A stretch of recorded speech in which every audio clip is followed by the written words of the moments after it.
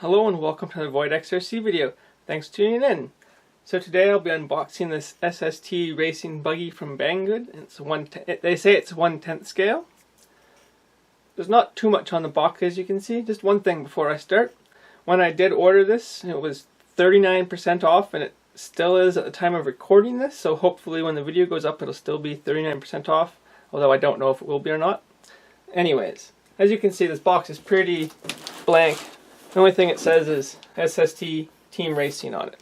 Nothing else on the box at all. So let's just start pulling everything out.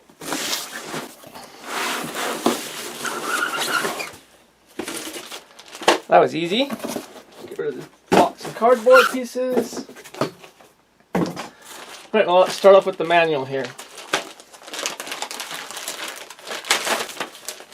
So in this manual bag you get a couple zip ties, a few body pins, and the manual, of course.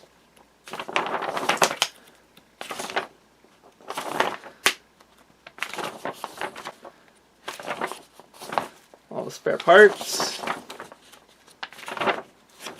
Don't we have any diagrams in here? Let's see, where are the diagrams? Alright, there we go. So there's the, it says front rear complete unit complete there. But yeah, nice diagram. Anything else? And the diff diagram there.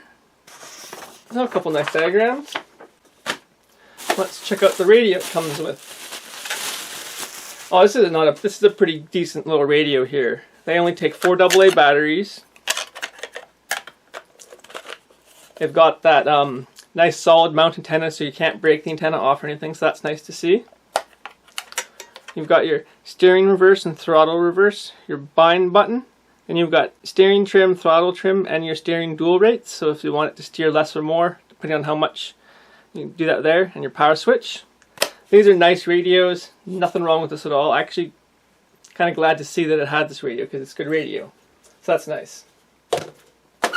Let's see what's in the box here.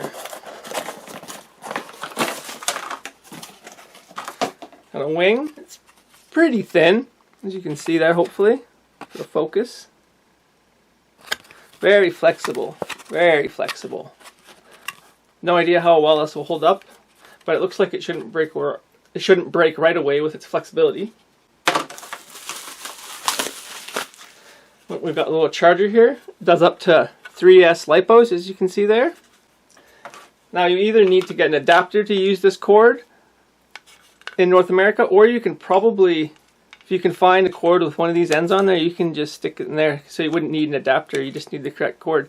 So that's kind of nice to see. I'm pretty sure I do have 1 or 2 of these things laying around with a North American plug, so I like to see that. That's nice.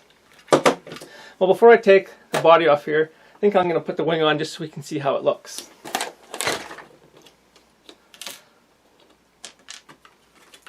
So now I believe these 2 things go over top of the wing again, and then I put the 2 body pins over top of those to help keep it pressed down.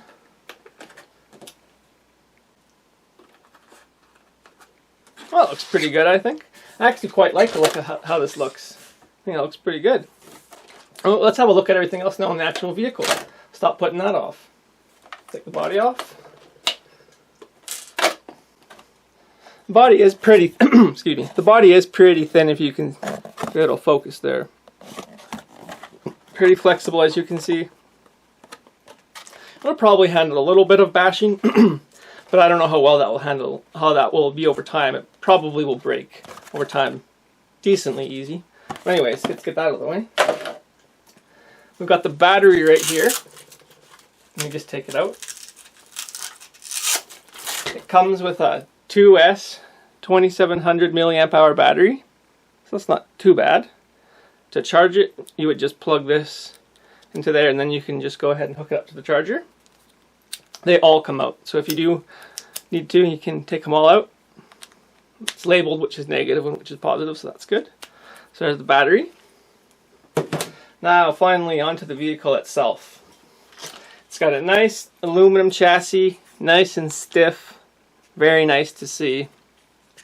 It's got nice thick aluminum shock towers, front and back. This is also very nice to see, nice and thick. Shouldn't be bending these too easy. That's a big plus. I like those 2 things a lot. Its tires They are pretty sticky. A lot better than a lot of the other cheaper RCs I've had, I can tell you that.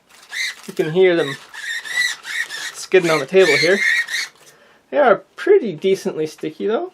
I did order another pair of SST tires. Got them right here. You can see. And here's an open one. As you can see, it's a little bit different design. It's got a little more rubber and its tread is a little more aggressive.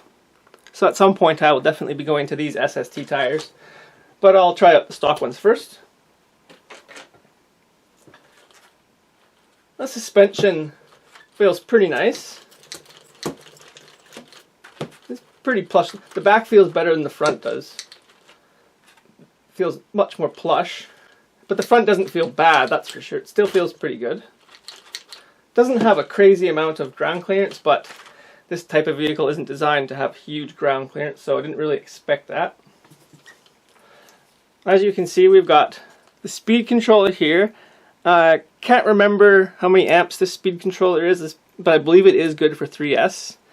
And we got the motor right here. Now it doesn't have any writing on it under the heatsink or anything, but I believe it's a 3300 kV motor that comes with this. So that's not too bad, should be good for 3S. It does have a center diff right here, which is nice for spreading the power out, handling real well. And one thing I did notice when I first got this in the mail is it's very similar to the Hobby King Rattler. Let me just grab the Rattler and I can just show you a quick few things that made me realize how similar they were. Well, the very first thing, when I looked at the back of the buggy, I noticed these two arms here. And I mean, it's pretty much on the back there the exact same. Now I've been doing a little bit of reading and searching, and what I have come across is people are saying that the SST here, even though it's very similar to the Rattler, it's better in a few ways. It's got a much better chassis instead of having this big plastic chassis and whatnot. There's also apparently less problems overall with the SST here, so that's quite nice to hear. One thing I was reading is people are saying you need to take both diffs out and remove one of the shims in each of them. Apparently they're shim too tight or whatever, so I will make a video before my first run on me taking the diffs out and re-shimming them so we can have the diffs last longer and perform better and whatnot. Overall though, I'm quite happy with this, how this looks. Nope, before I forget, it does have dog bones all around, and it does have these ball suspension here, which is kind of nice. You can upgrade the front drive shafts to CVDs, which I will probably do, as CVDs are just much better in a steering application than dog bones. You can see the servo here, full size servo, definitely be replacing that at some point too. The receiver is also under this little cap here. I think I can get to it just by taking this pin off. So you can see the receiver right there.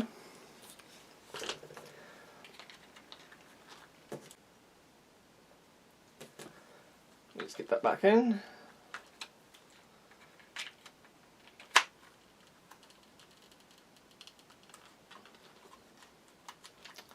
So another thing here is it does use the same A-arms front and rear. So you only need to buy one type of A-arm for either the front or the rear, so that's nice. It uses the same hubs and everything on the rear as it does on the front. As you can see there, that would be for steering if it was on the front, but it's on the back, so it's just keeping the wheel straight. So you can adjust that too if you want. Overall, I quite like this vehicle. I can't wait to get it out and running. So that'll be coming out fairly soon, the first running video of it. Hope you guys enjoyed this video. Thanks for watching, and I'll see you guys next time.